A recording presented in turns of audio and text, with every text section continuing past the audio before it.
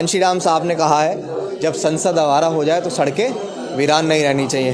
तो सड़कों को वीरान नहीं, सड़कों को भरने की तैयारी चल रही है। जो सरकार अत्याचार कर रही है, जो सरकार डेमोक्रेसी को ख़त्म कर रही है, उस सरकार के विरोध में हम लोग मुखरता से जो भी बुलाता है उसके पक्ष में खड़े हो जाते हैं, क्योंकि हम लोग समानतावादी और हम लोग अम्बेडकरवादी, हम लोग संविधानवादी हैं। और इस देश में, मुल्क में जो भी प्रेम प्यार भाईचारे को बढ़ाएगा, हम लोग उसके साथ खड़े हैं। डॉक्टर अम्बेडकर की जन्मस्थली से हमने एक संकल्प की शुरुआत की थी जिसका नाम था बहुजन जागो मार्च, और उद्देश्य बहुजन नेताओं साथ में आओ। मैं तमाम लोगों से यही कहा कि आप ईवीएम की लड़ाई लड़ लीजिए, आप किसी मुद्दे की लड़ाई लड़ लीजिए। अगर आप इस देश में भारतीय जनता पार्टी को हराना चाहते हैं, यानी कि मनुवाद को हराना चाहते हैं, तो अम्बेडकरवाद को स्थापित करना पड़ेगा कि आज देश में एससी, एसटी, ओबीसी, माइनॉरिटी, दलित, बौद्ध, जैन, पारसी, ईसाई तमाम लोग यहाँ पे भारतीय जनता पार्टी के खिलाफ खड़े हैं। अगर वो इतने इक्वलिटी और समानतावादी होते तो इस देश में हर चौक पे, हर चौराहे पे, हर दूसरी गली पे उसके खिलाफ आंदोलन नहीं चल रहा होता। मान्यवर कांशीराम साहब और डॉक्टर अम्बेडकर की विरासत को बचाने के लिए एकजुट हो जाओ। ये भारतीय जनता पार्टी और कांग्रेस, इनकी नींदें उड़ जाएंगे, दिखेंगे भी नहीं कहाँ है संसद में। इस देश में ईवीएम जिम्मेदार है बेरोजगार युवाओं की। इस देश में ईवीएम जिम्मेदार है बढ़ती महंगाई की। इस देश में ईवीएम जिम्मेदार है शोषण, अत्याचार की। और इस देश में ईवीएम जिम्मेदार है।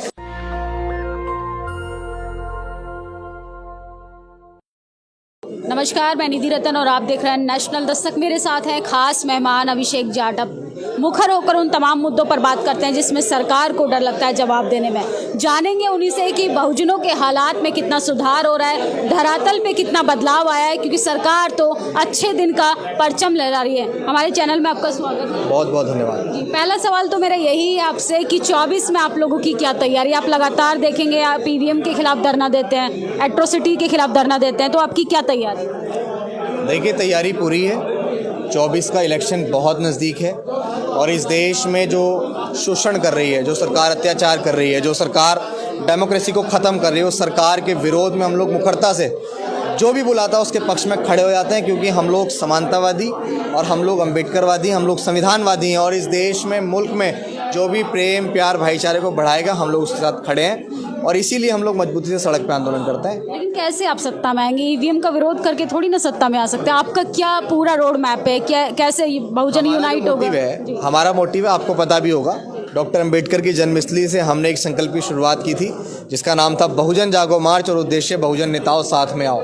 मैं तमाम लोगों से यही कहा कि आप ईवीएम की लड़ाई लड़ लीजिए, आप किसी मुद्दे की लड़ाई लड़ लीजिए। अगर आप इस देश में भारतीय जनता पार्टी को हराना चाहते हैं, यानी कि मनुवाद को हराना चाहते हैं, तो अम्बेडकरवाद को स्थापित करना पड़ेगा। और अगर आपको अम्बेडकरवाद को स्थापित करना है तो जितने भी बहुजन नेता हैं, बहुजन वो जो इस देश के संविधान में अपनी पूर्ण आस्था रखते हैं, जो मानवतावादी सोच वाले लोग हैं, जो लोग जातिवादी व्यवस्था के खिलाफ है, वो तमाम लोग बहुजन हैं। और जब तक बहुजन की लीडरशिप को एकजुट नहीं किया जाता, जब तक हम लोग सफल नहीं होंगे। और हम लोग लगातार प्रयासरत हैं और बहुत जल्द हम बहुत बड़ा वो काम करने वाले हैं, शायद बहुजन राजनीति के इतिहास में तो आज तक किसी ने नहीं किया होगा। आप मानवता की बात कर रहे हैं, आप इक्वालिटी की बात कर रहे हैं, वो तो बीजेपी भी कर रही है। आज देखो रविदास जयंती, उसकी सबको, पूरे देशवासियों को शुभकामनाएं भी दे रही है। बीजेपी की इक्वालिटी, बीजेपी की समानता को हम बहुत अच्छे से जानते हैं और इसीलिए समाज को समझा रहे हैं। और आज देख भी रहे होंगे इस हॉल के अंदर आप कि आज देश में एससी, एसटी, ओबीसी, माइनॉरिटी, दलित, बौद्ध, जैन, पारसी, ईसाई तमाम लोग यहाँ पे भारतीय जनता पार्टी के खिलाफ खड़े हैं। अगर वो इतने इक्वलिटी और समानतावादी होते तो इस देश में हर चौक पे, हर चौराहे पे, हर दूसरी गली पे उसके खिलाफ आंदोलन नहीं चल रहा होता। आप लोग इतना विरोध कर रहे हैं, आप बता रहे हैं कि इस हॉल के अंदर तमाम लोग बीजेपी के खिलाफ धरना देने आए हैं। बीजेपी में प्रधानमंत्री कह रहे हैं कि अब की बार मोदी सरकार, वो भी 400 के पार।